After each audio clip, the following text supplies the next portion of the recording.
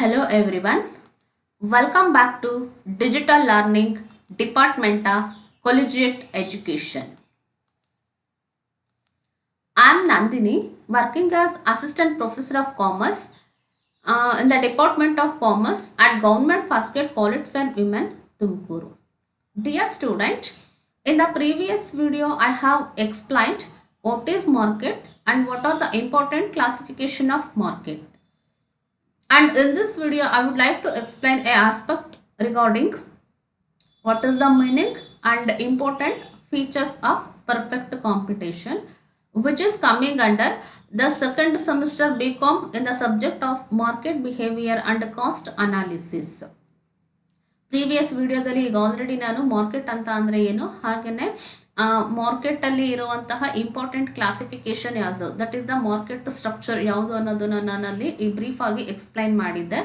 Okay, ಈ ವಿಡಿಯೋದಲ್ಲಿ ನಾನು ಪರ್ಫೆಕ್ಟ್ ಕಾಂಪಿಟೇಷನ್, ಸೊ ಫಸ್ಟ್ ಕ್ಲಾಸಿಫಿಕೇಷನಲ್ಲಿ ಬರುವಂತಹ ಪರ್ಫೆಕ್ಟ್ ಕಾಂಪಿಟೇಷನ್ ಅಂತ ಅಂದರೆ ಏನು, ಈ ಒಂದು ಪರ್ಫೆಕ್ಟ್ ಕಾಂಪಿಟೇಷನಲ್ಲಿ ಇರುವಂತಹ ಕ್ಯಾರೆಕ್ಟರಿಸ್ಟಿಕ್ ಫೀಚರ್ಸ್ ಏನು ಅನ್ನೋದ್ರ ಬಗ್ಗೆ ನಾನು ಡಿಸ್ಕಸ್ ಮಾಡ್ತಾ ಇದ್ದೀನಿ.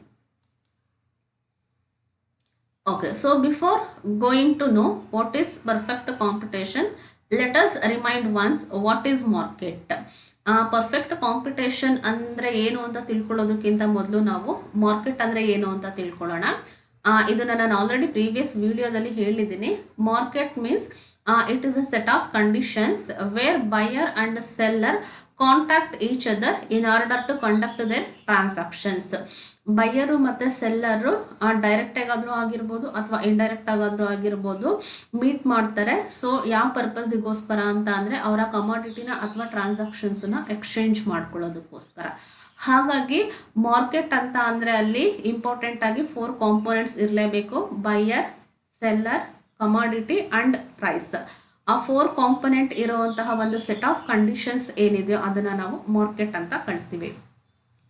ಆ ಪ್ರೀವಿಯಸ್ ಇಯರ್ಸಲ್ಲೆಲ್ಲ ಮಾರ್ಕೆಟ್ ಅಂತ ಅಂದಿದ ತಕ್ಷಣ ನಾವು ಅದನ್ನು ಒಂದು ಇಟ್ ಇಸ್ ಅ ಪ್ಲೇಸ್ ಅನ್ನೋ ವರ್ಡಿಂದ ಸ್ಟಾರ್ಟ್ ಮಾಡ್ತಾ ಇದ್ವಿ. ಬಟ್ ಇವಾಗ ಟೆಕ್ನಾಲಜಿಕಲಿ ತುಂಬ ಅಡ್ವಾನ್ಸ್ಮೆಂಟ್ ಇರೋದ್ರಿಂದ ಮಾರ್ಕೆಟ್ ಅಂದಿದ ತಕ್ಷಣ ಅಲ್ಲಿ ಪರ್ಟಿಕ್ಯುಲರ್ ಪ್ಲೇಸ್ ಅಂತ ನಾವು ರೆಸ್ಟ್ರಿಕ್ಟ್ ಮಾಡೋದಕ್ಕೆ ಹೋಗಲ್ಲ, ಒಂದು ಜಿಯೋಗ್ರಫಿಕಲ್ ಬೌಂಡ್ರಿನ ಮೈಂಡಲ್ಲಿ ಇಟ್ಕೊಂಡು ಹೇಳೋದಿಲ್ಲ. So instead of market is A market can be marketing activities can be conducted without a particular place or without particular geographical area. Marketing ಆಕ್ಟಿವಿಟೀಸ್ನ ನಾವು ಒಂದು ಪರ್ಟಿಕ್ಯುಲರ್ ಪ್ಲೇಸಲ್ಲಿ ಮಾತ್ರ ಅಲ್ದಲೆ ಥ್ರೂ ಟೆಲಿಫೋನ್ ಆಗಿರ್ಬೋದು or through letters, through mail ID we can conduct our transaction. Okay, so ಈ ಎಲ್ಲ ಕಾನ್ಸೆಪ್ಟನ್ನ ನಾನು ತುಂಬ ಇನ್ ಡಿಟೈಲ್ಡ್ ಆಗಿ ಆಲ್ರೆಡಿ ಪ್ರೀವಿಯಸ್ ವಿಡಿಯೋದಲ್ಲಿ ಎಕ್ಸ್ಪ್ಲೈನ್ ಮಾಡಿದ್ದೀನಿ. ಸೊ ಅದನ್ನು ನೋಡಿದ್ರೆ ನಿಮಗೆ ಗೊತ್ತಾಗುತ್ತೆ. ಓಕೆ, ಅದರಲ್ಲಿ ಕ್ಲಾಸಿಫಿಕೇಷನ್ಸಲ್ಲಿ ನಮಗೆ ಡಿಫ್ರೆಂಟ್ ಕ್ಲಾಸಿಫಿಕೇಷನ್ಸ್ ಇತ್ತು. ಒಂದು perfect competition, monopolistic competition, duopoly, oligopoly, ಈ ಥರ ಆ ಕ್ಲಾಸಿಫಿಕೇಷನ್ಸಲ್ಲಿ first and foremost structure is that is the perfect competitive market or perfect competition market. Okay, ಈ ಪಿಕ್ಚರನ್ನ ನೋಡಿದ್ರೆ ಗೊತ್ತಾಗುತ್ತೆ. ಈ ಪಿಕ್ಚರಲ್ಲಿ ಏನಿದೆ, ನಂಬರ್ ಆಫ್ ಬಯರ್ಸ್ ಇದ್ದಾರೆ, ಅಂದರೆ ನಂಬರ್ ಆಫ್ ಪೀಪಲ್ ಇದ್ದಾರೆ. ಆ ನಂಬರ್ ಆಫ್ ಪೀಪಲ್ ಏನು ಇಂಡಿಕೇಟ್ ಮಾಡ್ತಾ ಇದೆ? So this market includes both number of buyers and number of sellers. People ಇದ್ದಾರೆ, ಇದರಲ್ಲಿ ಬಯರ್ಸು ಮತ್ತು ಸೆಲ್ಲರ್ಸ್ ಅಂತ ನಾವು ಅಸ್ಯೂಮ್ ಮಾಡ್ಕೋಬೋದು. ಹಾಗೆಯೇ ಇಲ್ಲಿ ಇರೋದೇನಿದೆಯಲ್ಲ, ದಿಸ್ ಇಸ್ ದ ಕಮಾಡಿಟಿನೂ ಕೂಡ ಇರುತ್ತೆ. ಈ ಕಡೆ ಒಂದು ಸೈಡಲ್ಲಿ ಇರೋರನ್ನ ನಾವು ಬಯರ್, ಇನ್ನೊಂದು ಸೈಡಲ್ಲಿ ಇರೋರನ್ನ ನಾವು ಸೆಲ್ಲರ್ಸ್ ಅಂತ ಅಸ್ಯೂಮ್ ಮಾಡ್ಕೊಳ್ಳೋದಾದರೆ ಈ ಮಿಡಲಲ್ಲಿ ಇರುವಂತಹ ಥಿಂಗ್ಸ್ ಏನಿದೆ, this is the commodity. Buyers ಅದನ್ನು ಪರ್ಚೇಸ್ ಮಾಡ್ತಾರೆ, ಸೆಲ್ಲರ್ಸ್ ಅದನ್ನು ಸೇಲ್ ಮಾಡ್ತಾರೆ. For what means for the price. ಆ ಪ್ರೈಸ್ ಅಥವಾ ಬೆಲೆಗೆ ಅದನ್ನು ಸೇಲ್ ಮಾಡುವಂತಹ ಒಂದು ಹೋಲ್ ಪ್ರೋಸೆಸ್ ಏನಿದೆಯೋ that is called the perfect competitive market. Okay, so let us know what is the meaning of perfect competition. Perfect competition ಅಂದರೆ ಏನು ಅಂತ ನೋಡ್ಕೊಳ್ತಾ ಹೋಗೋಣ. Perfectly competitive market refers to the market situation where there are large number of buyers and sellers engaged in buying and selling of homogeneous product at uniform prices.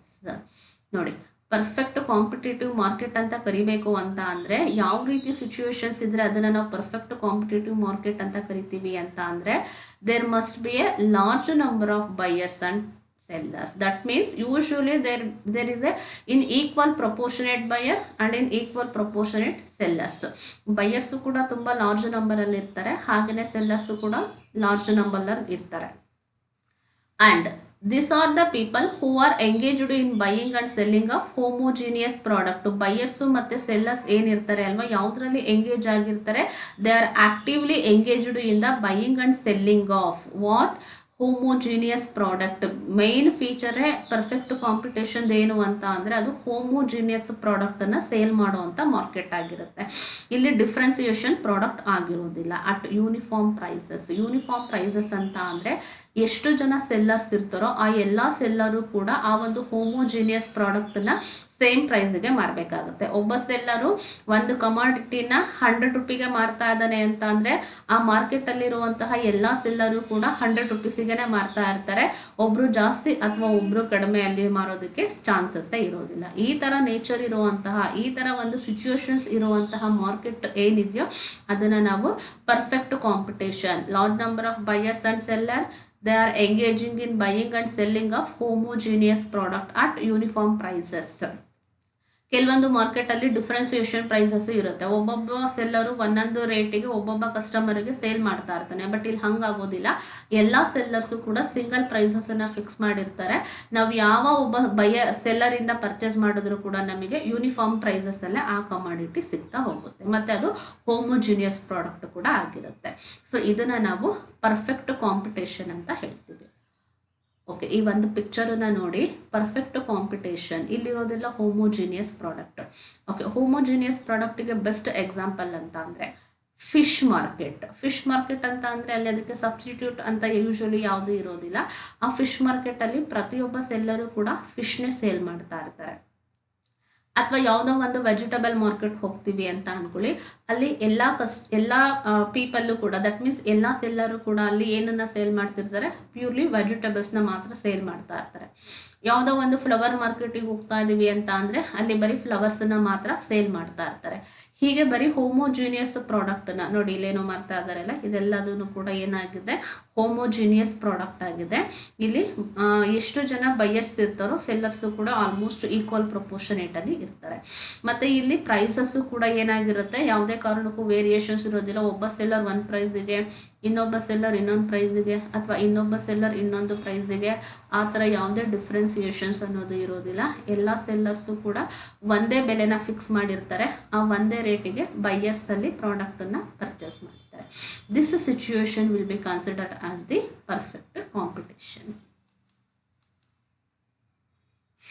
Okay, examples of perfect competition. Agricultural market ಆಗಿರ್ಬೋದು, free software, street food vendors. So ಇದನ್ನೆಲ್ಲ ನಾವೇನಂತ ಹೇಳ್ತೀವಿ, perfect ಕಾಂಪಿಟೇಷನ್ಸಿಗೆ ಒಂದು example ಅಂತ ಕರಿತೀವಿ. ಈಗ for example street food vendors. ಇವಾಗ ಯಾರೋ ಏನು ಸೇಲ್ ಮಾಡ್ತಾ ಇರ್ತಾರೆ, ಪಾನಿಪುರಿ ಸೇಲ್ ಮಾಡ್ತಿದ್ದಾರೆ ಅಂತ ಅಂದರೆ ಆ ಒಂದು ಏರಿಯಾದಲ್ಲಿ ಎಷ್ಟು ಜನ ಪಾನಿಪುರಿನ ಸೇಲ್ ಮಾಡ್ತಿರ್ತಾರೋ ಸೊ ಅವರೆಲ್ಲರೂ ಕೂಡ ನಮಗೆ ಇಲ್ಲಿ ಹೋಮೋಜಿನಿಯಸ್ ಪ್ರಾಡಕ್ಟನ್ನು ಸೇಲ್ ಮಾಡ್ತಾ ಇರ್ತಾರೆ. ಹಾಗೆಯೇ ಅಗ್ರಿಕಲ್ಚರಲ್ ಕಮಾಡಿಟೀಸ್, ಫ್ರೂಟ್ಸು, ವೆಜಿಟೇಬಲ್, ನಮಗೆ ಇಲ್ಲಿ ಏನಾಗಿರುತ್ತೆ, ಅಗ್ರಿಕಲ್ಚರಲ್ ಕಮಾಡಿಟೀಸು ಕೂಡ ನಮಗೆ ಪರ್ಫೆಕ್ಟ್ ಕಾಂಪಿಟೇಷನಿಗೆ ಒಂದು ಬೆಸ್ಟ್ ಎಕ್ಸಾಂಪಲ್ ಅಂತ ಹೇಳ್ಬೋದು.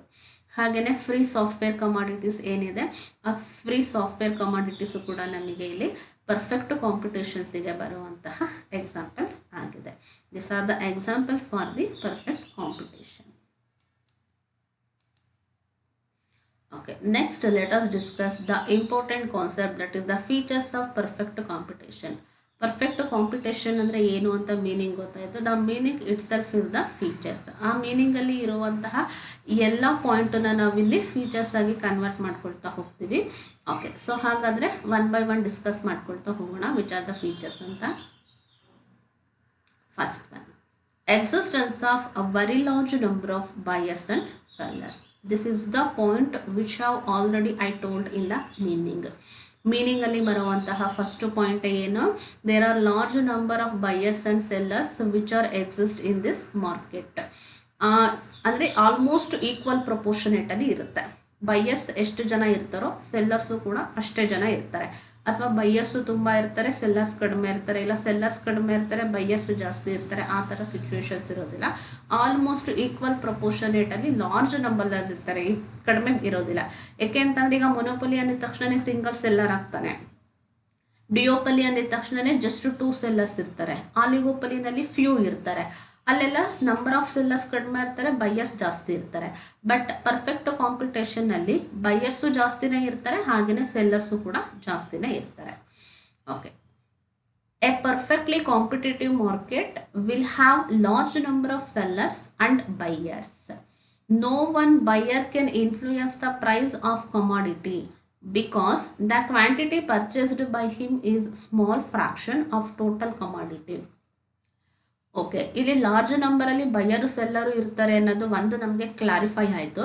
ಬಟ್ ಇಲ್ಲಿ ಇಂಪಾರ್ಟೆಂಟ್ ಥಿಂಗ್ ಏನು ಅಂತ ಅಂದರೆ, a individual buyer cannot influence the price of commodity. ಈಗ ನಮಗೆ ಇದು ರಿಯಲ್ ಪ್ರಾಕ್ಟೀಸಲ್ಲಿ ಯೂಶ್ವಲಿ ಎಕ್ಸ್ಪೀರಿಯನ್ಸ್ ಆಗಿರುತ್ತೆ. ಏನೇ ಕಮಾಡಿಟಿನ ನಾವು ಪರ್ಚೇಸ್ ಮಾಡೋದಕ್ಕೆ ಹೋದರೆ ಬಾರ್ಗೇನ್ ಮಾಡ್ತಾ ಇರ್ತೀವಿ, ಕಡಿಮೆ ಮಾಡ್ಕೊಳ್ಳಿ, ಇನ್ನೂ ಕಡಿಮೆ ಮಾಡ್ಕೊಳ್ಳಿ, ಇಲ್ಲ ನಾವು ಬೇರೆ ಕಡೆ ಪರ್ಚೇಸ್ ಮಾಡ್ತೀವಿ. ಈ ಥರದ್ದೆಲ್ಲ ನಾವು ಕಾಮನ್ ಆಗಿ ಎಕ್ಸ್ಪೀರಿಯನ್ಸ್ ಮಾಡಿರ್ತೀವಿ. ಆದರೆ ಇದರದ್ದು ಒಂದು ಸ್ಪೆಷಲ್ ಕ್ಯಾರೆಕ್ಟರಿಸ್ಟಿಕ್ ಫೀಚರ್ ಏನು ಅಂತ ಅಂದರೆ, ಒಬ್ಬ ಇಂಡಿವಿಜುವಲ್ ಬೈಯರು ಪ್ರೈಸ್ ಮೇಲೆ ಅವನೇನೂ ಕೂಡ ಕಂಟ್ರೋಲ್ ಮಾಡೋದಕ್ಕಾಗೋದಿಲ್ಲ. ಯಾಕೆಂತಂದ್ರೆ ಅಲ್ಲಿ ಅವನು ಜಾಸ್ತಿನ ಪರ್ಚೇಸ್ ಮಾಡೋದಕ್ಕೆ ಹೋಗಲ್ಲ. ಈಗ ಅಗ್ರಿಕಲ್ಚರಲ್ ಕಮಾಡಿಟೀಸ್ ಅಂತ ಹೇಳಿದ್ವಿ. Agricultural commodities almost perishable product ಆಗಿರುತ್ತೆ. ಆ ಪೆರಿಷಬಲ್ ಪ್ರಾಡಕ್ಟನ್ನ ನಾವು ಆ ಒಂದು ಪರ್ಟಿಕ್ಯುಲರ್ ಡೇಗೆ ಅಥವಾ ಒಂದು 2 ಡೇಸಿಗೆ ಎಷ್ಟು ಬೇಕೋ ಅಷ್ಟನ್ನ ಮಾತ್ರ ಪರ್ಚೇಸ್ ಮಾಡ್ಬೋದೇ ಹೊರತು ಅದ್ರದ್ದು ಡ್ಯೂರೇಬಿಲಿಟಿ ಇಲ್ಲದೆ ಇರೋದ್ರಿಂದ ನಾವು 1 ವೀಕ್ವರೆಗೂ ಅಥವಾ 1 ಮಂತ್ವರೆಗೂ ನಾವು ಅದನ್ನು ಪರ್ಚೇಸ್ ಮಾಡಿ ಯೂಸ್ ಮಾಡ್ತೀವಿ ಅಂತ ಹೇಳೋದಕ್ಕಾಗಲ್ಲ. ಫ್ರೀಕ್ವೆಂಟಾಗಿ ಬೈ ಮಾಡ್ತಾ ಇರ್ತೀವಿ ಅಗ್ರಿಕಲ್ಚರಲ್ ಕಮಾಡಿಟಿನ. ಒಂದಿನ ಪರ್ಚೇಸ್ ಮಾಡಿ 1 ಮಂತ್ ಗ್ಯಾಪ್ ಆಗೋದು ಅಥವಾ ವರ್ಷಕ್ಕೊಂದ್ಸಲ ಪರ್ಚೇಸ್ ಮಾಡುವಂಥ ಪ್ರಾಡಕ್ಟ್ ಅಲ್ಲ ಅದು. ಡೇ ಟು ಡೇ ಲೈಫಲ್ಲಿ ನಮ್ಮ ಲೈಫನ್ನ ನೀಡ್ ಮಾಡೋದಕ್ಕೆ ಬೇಕಾಗಿರೋ ಎಸೆನ್ಷಿಯಲ್ ಪ್ರಾಡಕ್ಟ್ ಅಥವಾ ಅಗ್ರಿಕಲ್ಚರಲ್ ಪ್ರಾಡಕ್ಟ್ ನಮಗೆ ಇಲ್ಲಿ ಪರ್ಫೆಕ್ಟ್ ಕಾಂಪಿಟೇಷನಲ್ಲಿ ಬರುವಂತಹ ಪ್ರಾಡಕ್ಟ್ಸ್ ಆಗಿರುತ್ತೆ. ಹಾಗಾಗಿ ಅಲ್ಲಿ ಅವ್ನು ಪರ್ಚೇಸ್ ಮಾಡೋದೇ ತುಂಬ ಕಡಿಮೆ ಕ್ವಾಂಟಿಟಿನಲ್ಲಿ. ಮತ್ತು ಇನ್ನೊಂದು ಥಿಂಗ್ ಏನು ಅಂತ ಅಂದರೆ, ಇಲ್ಲಿ ಪ್ರೈಸಸ್ಸು ಡಿಮ್ಯಾಂಡು ಮತ್ತು ಸಪ್ಲೈ ಬೇಸಿಸ್ ಮೇಲೆ ಡಿಟರ್ಮೈನ್ ಮಾಡಿರ್ತಾರೆ, ಫಿಕ್ಸ್ ಮಾಡಿರ್ತಾರೆ. ಸೊ ಹಾಗಾಗಿ ಸೆಲ್ಲರಿಗಾದರೂ ಆಗಲಿ ಬೈಯರಿಗಾದರೂ ಆಗಲಿ ಆ ಪ್ರೈಸಸ್ನಲ್ಲಿ ಕಂಟ್ರೋಲ್ ಮಾಡೋದಕ್ಕೆ ಸಾಧ್ಯನೇ ಇರೋದಿಲ್ಲ. ಇಂಡಸ್ಟ್ರಿ ಲೆವೆಲಲ್ಲಿ ಏನು ಪ್ರೈಸನ್ನ ಫಿಕ್ಸ್ ಮಾಡಿರ್ತಾರೋ ಎಲ್ಲ ಸೆಲ್ಲರು ಅದನ್ನೇ ಫಾಲೋ ಮಾಡಬೇಕಾಗುತ್ತೆ. ಬೈಯರು ಅದೇ ಪ್ರೈಸಿಗೆ ಅದನ್ನು ಪರ್ಚೇಸ್ ಮಾಡಬೇಕಾಗುತ್ತೆ. ಇವನ ಹೇಳಿರೋ ರೇಟಿಗೆ ಸೆಲ್ಲರ್ ಕೊಡೋದಕ್ಕೆ ರೆಡಿ ಇರೋದಿಲ್ಲ. ಯಾಕೆ ಅಂತ ಅಂದರೆ, ನಾವು ಆ ಸೆಲ್ಲರ್ ಹತ್ರ ಬಿಟ್ಟು ಬೇರೆ ಯಾವುದೇ ಸೆಲ್ಲರ್ ಹತ್ರ ಸೇಮ್ ಕಮಾಡಿಟಿನ ಪರ್ಚೇಸ್ ಮಾಡೋದಕ್ಕೆ ಹೋದರೆ ಅವರು ಕೂಡ ಅದೇ ರೇಟನ್ನು ಹೇಳ್ತಾರೆ. ಯಾಕೆ ಅಂತಂದ್ರೆ ಅಲ್ಲಿ ಪ್ರೈಸ್ ಡಿಸ್ಕ್ರಿಮಿನೇಷನ್ ಇರೋದಿಲ್ಲ, ಯೂನಿಫಾರ್ಮ್ ಪ್ರೈಸಸ್ ಅಂತ ಹೇಳಿದ್ದೀವಿ. 100 ಜನ ಸೆಲ್ಲರ್ ಇದ್ದಾರೆ ಒಂದು ಮಾರ್ಕೆಟಲ್ಲಿ ಅಂತ ಅಂದರೆ ಆಲ್ ದ 100 ಮೆಂಬರ್ಸ್ ಸೆಲ್ಲರು ಕೂಡ ಈಕ್ವಲ್ ಪ್ರೈಸಿಗೆ, ಒಂದು ಪ್ರೈಸಿಗೆ ಅವ್ರು ಏನಾದರೂ 50 ರೂಪೀಸ್ ಅಂತ ಫಿಕ್ಸ್ ಮಾಡಿದ್ದಾರೆ ಅಂತ ಅಂದರೆ ನೀವು 100 ಜನ ಸೆಲ್ಲರ್ ಹತ್ರ ಹೋಗಿ ಕೇಳಿದ್ರು ಕೂಡ ಪ್ರತಿಯೊಬ್ಬರು ಅದಕ್ಕೆ 50 ರೂಪೀಸೇ ಹೇಳ್ತಾರೆ. ಯಾರೂ ಕೂಡ ಕಡಿಮೆ ಕೊಡೋದಕ್ಕೆ ರೆಡಿ ಇರೋದಿಲ್ಲ, ಈವನ್ ಜಾಸ್ತಿ ಕೂಡ ಫಿಕ್ಸ್ ಮಾಡಿರೋದಿಲ್ಲ. ಈ ಥರ ಸಿಚುವೇಶನ್ಸ್ ಇದ್ದಾಗ ಆ ಬೈಯರು ಏನೇ ಪ್ರಾಡಕ್ಟನ್ನು ಪರ್ಚೇಸ್ ಮಾಡಬೇಕು ಅಂತ ಅಂದ್ರೂ ಅದೇ ಪ್ರೈಸಿಗೆ ಪರ್ಚೇಸ್ ಮಾಡಬೇಕಾಗುತ್ತೆ ಹೊರತು ಅವನಿಗೆ ಅದನ್ನು ಕಂಟ್ರೋಲ್ ಮಾಡೋದಕ್ಕೆ ಅಥವಾ ಇನ್ಫ್ಲೂಯೆನ್ಸ್ ಮಾಡೋದಕ್ಕೆ ಸಾಧ್ಯನೇ ಇಲ್ಲ. This is one of the important thing in case of perfect competition. Okay, second one, ಇದು ಕೂಡ ಮೀನಿಂಗಲ್ಲೇ ನೋಡಿದ್ವಿ. Homogeneous product. ಪರ್ಫೆಕ್ಟ್ ಕಾಂಪಿಟೇಷನಲ್ಲಿ ಇರುವಂಥದ್ದು ನಮಗೆ ಹೋಮೋಜಿನಿಯಸ್ ಪ್ರಾಡಕ್ಟ್ ಆಗಿರುತ್ತೆ. Homogeneous is nothing but similar characteristic, similar nature ಇರುವಂಥದ್ದು.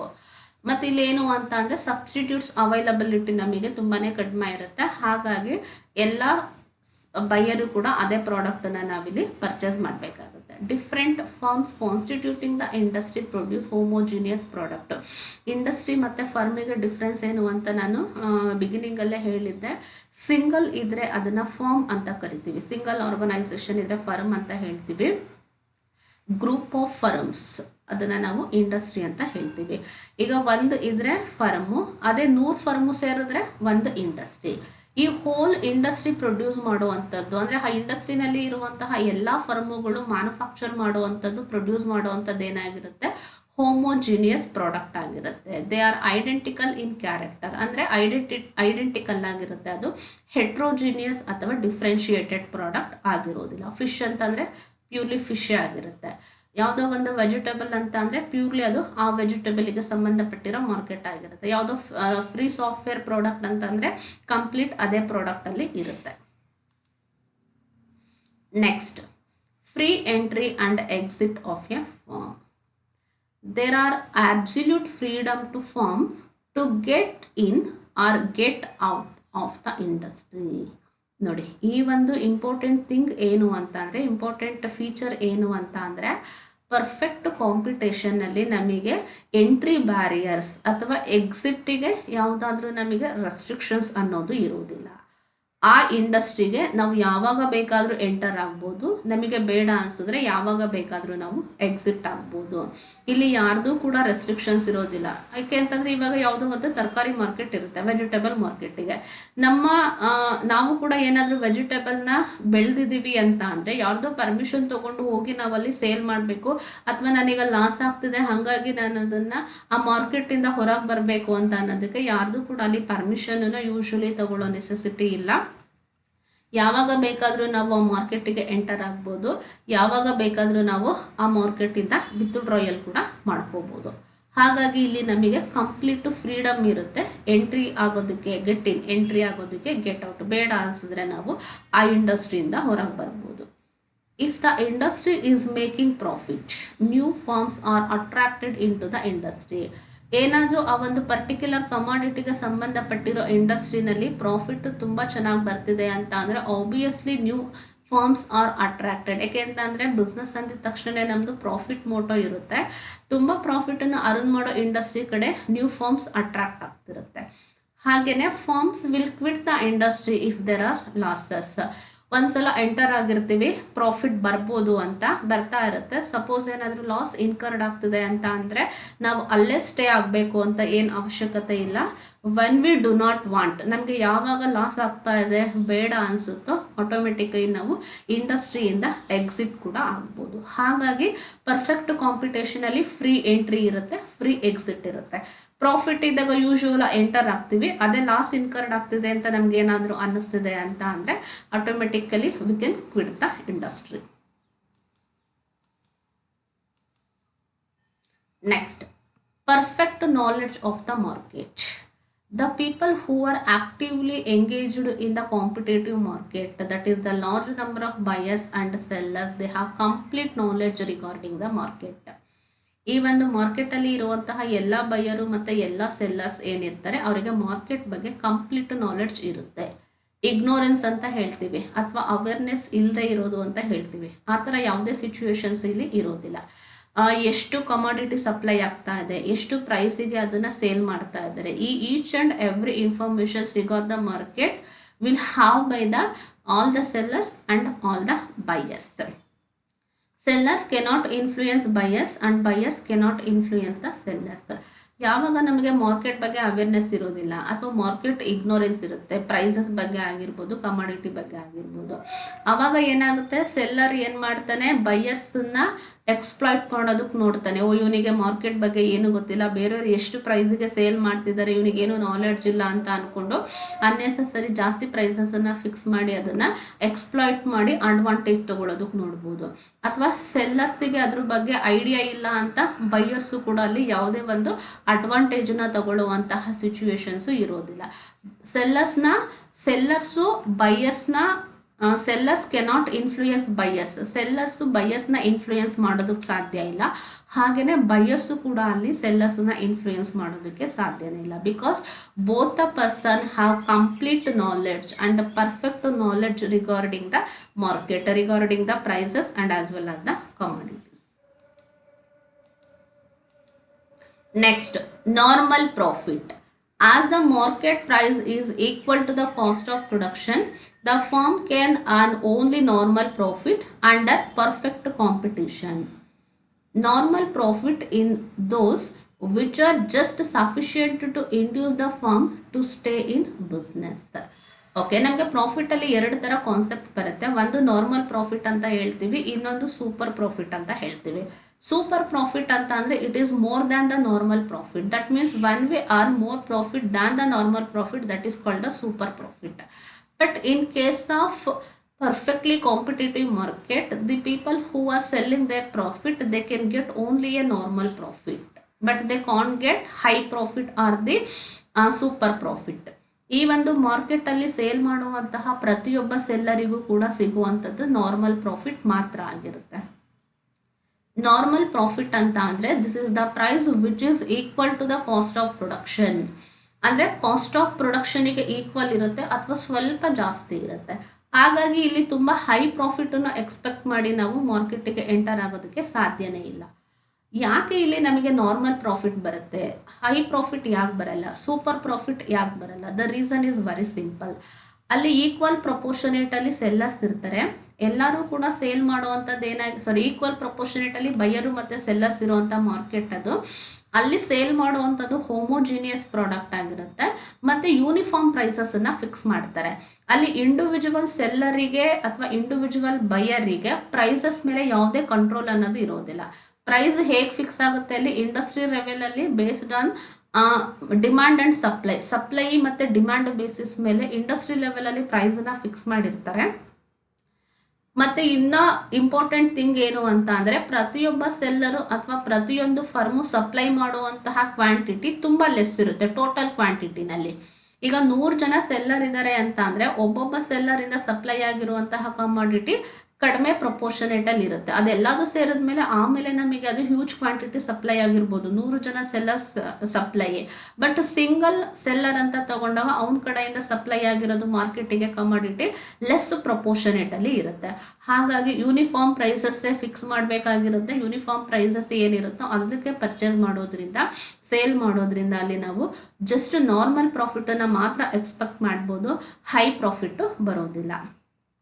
ಈ ನಾರ್ಮಲ್ ಪ್ರಾಫಿಟ್ ಏನು ಅಂತ ಅಂದರೆ ನಮ್ಮದು ಟೋಟಲ್ ಕಾಸ್ಟ್ ಎಷ್ಟು ಇನ್ಕರ್ಡ್ ಆಗಿರುತ್ತೋ ಆ ಎಲ್ಲ ಕಾಸ್ಟನ್ನು ಕವರ್ ಆಗೋ ರೀತಿಯಲ್ಲಿ ಇರುತ್ತೆ. ತುಂಬ ಲಾಸಸ್ ಆಗುತ್ತೆ ಅಂತಲೂ ಏನು ಹೇಳೋದಕ್ಕಾಗೋದಿಲ್ಲ. ಹಾಗಾಗಿ ನಮ್ಮ ಬಿಸ್ನೆಸ್ಸಲ್ಲಿ ನಾವು ಸ್ಟೇ ಆಗಬೇಕು ಅಂತ ಅಂದರೆ ನಮಗೆ ನಾರ್ಮಲ್ ಪ್ರಾಫಿಟ್ ಅಂತೂ ಬೇಕೇ ಬೇಕು. ನಾರ್ಮಲ್ ಪ್ರಾಫಿಟಿಗಿನ್ನ ಕಡಿಮೆ ಆಗ್ತಿದೆ ಅಂತಂದರೆ ಆಬ್ವಿಯಸ್ಲಿ ಲಾಸ್ ಇನ್ಕರ್ಡ್ ಆಗುತ್ತೆ. Automatically we are exit or quit the market or quit the industry. But ಆ ನಾರ್ಮಲ್ ಪ್ರಾಫಿಟ್ಟು ಬಿಸ್ನೆಸ್ಸಲ್ಲಿ ಇನ್ನೂ ಸ್ಟೇ ಆಗೋದಕ್ಕೆ ನಮ್ಮನ್ನು ಇಂಡ್ಯೂಸ್ ಮಾಡ್ತಾ ಇರುತ್ತೆ. Okay, this is one of the important thing.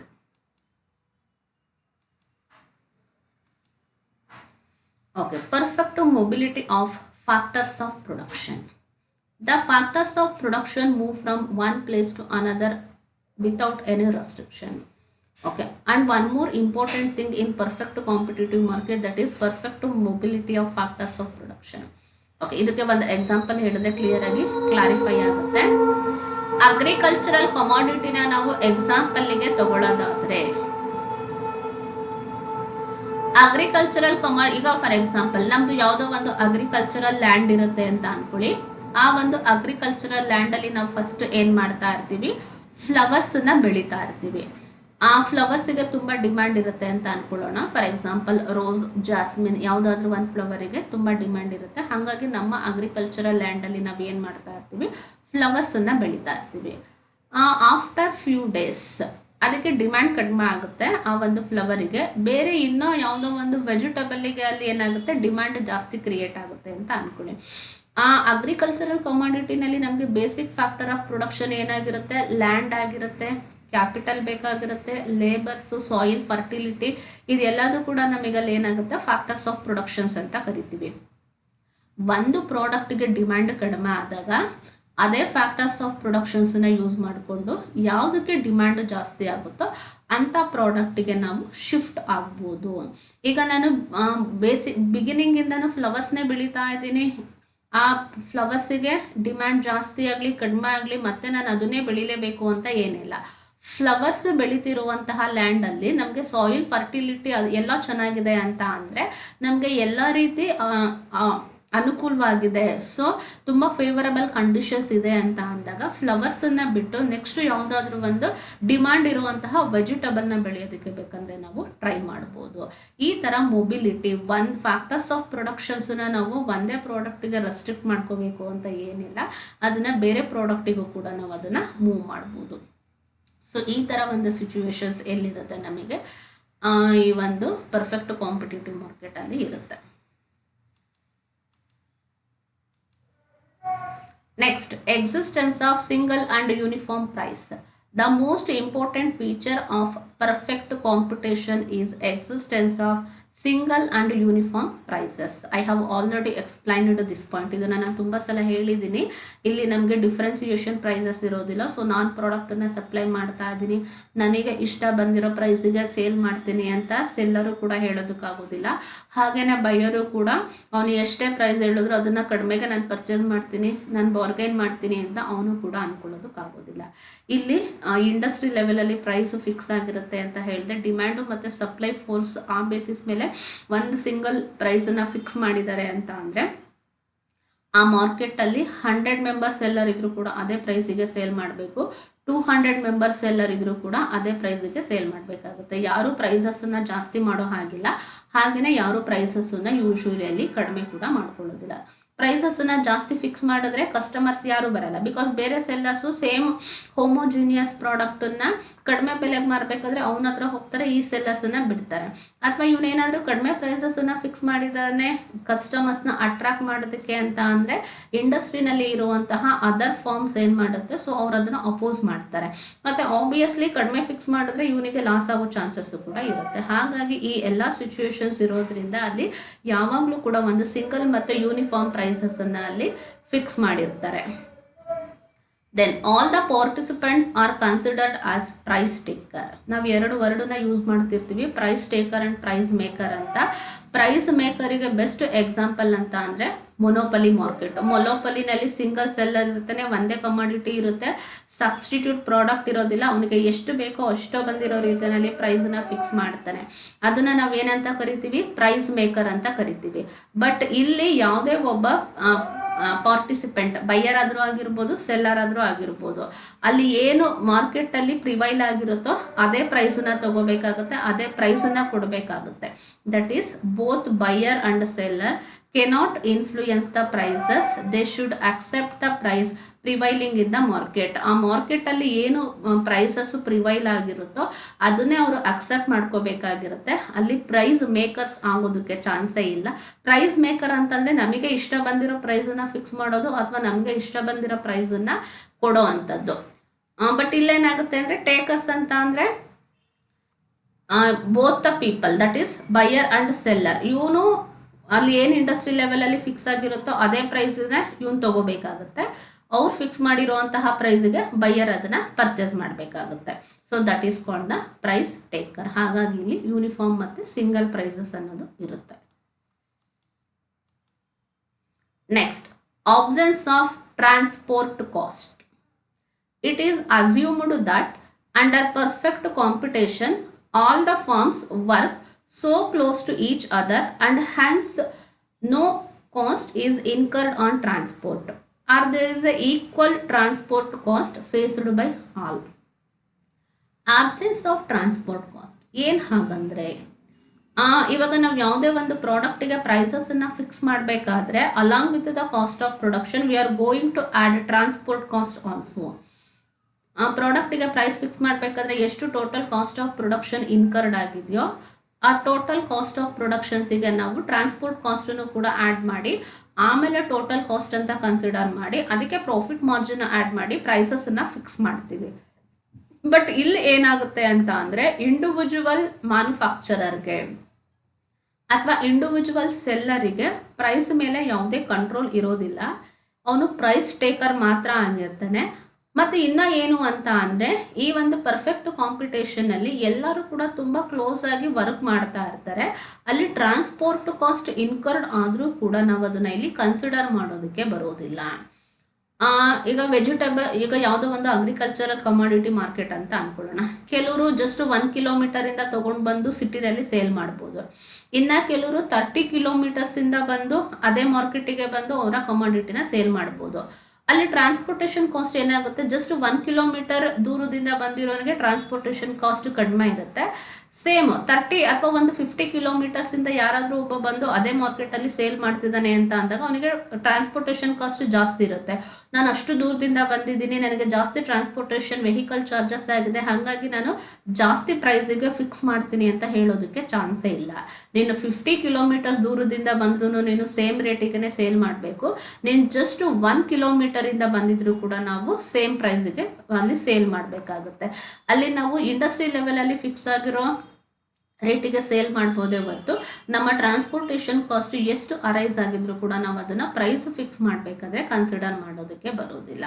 Okay, so ಈ ಥರದನ್ನ ನಾವೇನಂತ ಹೇಳ್ತೀವಿ, ಆಬ್ಸೆನ್ಸ್ ಆಫ್ ಟ್ರಾನ್ಸ್ಪೋರ್ಟ್ ಕಾಸ್ಟ್. ಅದು ಇನ್ಕರ್ಡ್ ಆಗಿದ್ರು ಕೂಡ, ಜಾಸ್ತಿನಾದರೂ ಆಗಿರಲಿ ಕಡಿಮೆನಾದರೂ ಆಗಿರಲಿ, ಅದು it is not a part of the price ಅಂತ ಹೇಳ್ಬೋದು. ಪ್ರೈಸನ್ನು ಫಿಕ್ಸ್ ಮಾಡಬೇಕಾದ್ರೆ ನಮ್ಮ ಎಕ್ಸ್ಟ್ರಾ ಕಾಸ್ಟ್ ಏನೇ ಇದ್ರೂ ಅದನ್ನು ನಾವಲ್ಲಿ ಇನ್ಕ್ಲೂಡ್ ಮಾಡೋದಕ್ಕೆ ಬರೋದಿಲ್ಲ. And the last one, government non-intervention. For some of the product, prices are which are fixed by the government, that is called the administrative prices. ಕೆಲವೊಂದು ಕಮಾಡಿಟಿಗೆ ಪ್ರೈಸಸ್ಸನ್ನು ಗೌರ್ನಮೆಂಟೇ ಫಿಕ್ಸ್ ಮಾಡುತ್ತೆ, ಅದನ್ನು ನಾವು ಅಡ್ಮಿನಿಸ್ಟ್ರೇಟ್ ಪ್ರೈಸಸ್ ಅಂತ ಕರಿತೀವಿ. ಯಾಕೆ ಅಂತ ಅಂದರೆ ಟು ಗಿವ್ ಜಸ್ಟಿಫಿಕೇಶನ್ ಕೊಡೋದಕ್ಕೆ, ಇಲ್ಲ ಅಂತಂದರೆ ಕಸ್ಟಮರ್ಸ್ನ ಎಕ್ಸ್ಪ್ಲೈಟೇಷನ್ಸಿಂದ ಸೇವ್ ಮಾಡೋದಕ್ಕೆ ಗೌರ್ನಮೆಂಟೇ ಕೆಲವೊಂದು ಕಮಾಡಿಟೀಸಿಗೆ, ಫಾರ್ ಎಕ್ಸಾಂಪಲ್ ಶುಗರ್ ಕೇನ್ ಆಗಿರ್ಬೋದು, ಶುಗರ್ ಆಗಿರ್ಬೋದು, ಮತ್ತು ಪ್ರೈಸ್ ಫೇರ್ ಶಾಪ್ಸಿಂದ ಪ್ರಾಡಕ್ಟನ್ನ ಸೇಲ್ ಮಾಡಬೇಕಾದ್ರೆ ಅದಕ್ಕೆ ಫಿಕ್ಸ್ ಮಾಡುವಂಥ ರೇಟ್ಸ್ ಆಗಿರ್ಬೋದು, ಅದನ್ನೆಲ್ಲ ನಾವು ಅಡ್ಮಿನಿಸ್ಟ್ರೇಡ್ ಪ್ರೈಸಸ್ ಅಂತ ಕರಿತೀವಿ. ಬಟ್ ಈ ಒಂದು ಪರ್ಫೆಕ್ಟ್ ಕಾಂಪಿಟೇಷನಲ್ಲಿ ಸೇಲ್ ಮಾಡುವಂತಹ ಕಮಾಡಿಟೀಸ್ ಏನಿದೆಯೋ ಅದು ಪ್ಯೂರ್ಲಿ ಡಿಮ್ಯಾಂಡ್ ಮತ್ತು ಸಪ್ಲೈ ಬೇಸಿಸ್ ಮೇಲೆ ಇಂಡಸ್ಟ್ರಿ ಲೆವೆಲಲ್ಲಿ ಫಿಕ್ಸ್ ಮಾಡ್ತಾರೆ ಎಲ್ಲ ಫರ್ಮ್ಗಳು ಸೇರಿಕೊಂಡು. ಇಲ್ಲಿ ಗೌರ್ನಮೆಂಟಿಂದ ಯಾವುದೇ ಇಂಟರ್ವೆನ್ಷನ್ ಅನ್ನೋದು ಇರೋದಿಲ್ಲ. ಸೊ ಗೌರ್ನಮೆಂಟ್ ಇಂಟರ್ಫಿಯರ್ ಆಗಿ ಅಷ್ಟು ಪ್ರೈಸನ್ನು ಫಿಕ್ಸ್ ಮಾಡಿ ಅಥವಾ ಇಷ್ಟು ಪ್ರೈಸನ್ನು ಫಿಕ್ಸ್ ಮಾಡಿ ಸಪ್ಲೈ ಬಗ್ಗೆ ಆಗಿರ್ಬೋದು, ಪ್ರೈಸ್ ಬಗ್ಗೆ ಆಗಿರ್ಬೋದು, ಯಾವುದ್ರಲ್ಲೂ ಕೂಡ ಅವರು ಇಂಟರ್ಫಿಯರ್ ಆಗೋದೇ ಇಲ್ಲ. ಕಂಪ್ಲೀಟ್ ಅಥಾರಿಟಿ ಯಾರಿಗೆ ಬಿಟ್ಟಿರ್ತಾರೆ, ಸೊ ಇಂಡಸ್ಟ್ರಿಗೆ ಬಿಟ್ಟಿರ್ತಾರೆ. ಹಾಗಾಗಿ there is a non intervention from the government in this perfect competitive market. Okay, this are the important features. Okay, ಈ ವಿಡಿಯೋದಲ್ಲಿ ನಾವು ಮಾರ್ಕೆಟ್ ಅಂತ ಅಂದರೆ ಏನು, ಹಾಗೆಯೇ ಡಿಫ್ರೆಂಟ್ ಕ್ಲಾಸಿಫಿಕೇಷನಲ್ಲಿ ಫಸ್ಟ್ ಬರುವಂತಹ classification that is perfectly competitive market. Perfectly competitive market ಅಂತ ಅಂದರೆ ಏನು, ಅದರದ್ದು ಫೀಚರ್ಸ್ ಎಲ್ಲ ಹೇಗಿರುತ್ತೆ ಅನ್ನೋದನ್ನು ನಾವು ಇನ್ ಡೀಟೇಲ್ ಆಗಿ ನೋಡಿದ್ದೀವಿ. ಸೊ ಎಷ್ಟು ಜನ ಬಯರ್ಸ್ ಇರ್ತಾರೆ, ಎಷ್ಟು ಜನ ಸೆಲ್ಲರ್ಸ್ ಇರ್ತಾರೆ, ಅಲ್ಲಿ ಪ್ರಾಡಕ್ಟ್ ನೇಚರ್ ಹೇಗಿರುತ್ತೆ, ಪ್ರೈಸಸ್ಸನ್ನು ಹೇಗೆ ಫಿಕ್ಸ್ ಮಾಡ್ತಾರೆ, ಸೊ ಈ ಎಲ್ಲ ಒಂದು ಇಂಪಾರ್ಟೆಂಟ್ ಥಿಂಗನ್ನು ನಾವು ಈ ಒಂದು ವಿಡಿಯೋದಲ್ಲಿ ಎಕ್ಸ್ಪ್ಲೈನ್ ಮಾಡಿದ್ದೇನೆ. ಓಕೆ, ಸೊ ಇದ್ರ ನೆಕ್ಸ್ಟ್ ನಮಗೆ ಯಾವ್ದು ಬರುತ್ತೆ, ಮೊನೋಪಲಿ ಮಾರ್ಕೆಟ್ ಅಂತ ಅಂದರೆ ಏನೋ, ಅದ್ರದ್ದು ಇಂಪಾರ್ಟೆಂಟ್ ಫೀಚರ್ ಏನೋ, ಅದರಲ್ಲಿ ಹೇಗೆ ಪ್ರೈಸಸ್ಸನ್ನು ಫಿಕ್ಸ್ ಮಾಡ್ತಾರೆ, ಆ ಎಲ್ಲ ಕಾನ್ಸೆಪ್ಟನ್ನು ನಾನು ನೆಕ್ಸ್ಟ್ ವಿಡಿಯೋದಲ್ಲಿ ನಿಮಗೆ ಎಕ್ಸ್ಪ್ಲೈನ್ ಮಾಡ್ತೀವಿ. Anyway dear student, thank you for watching this video.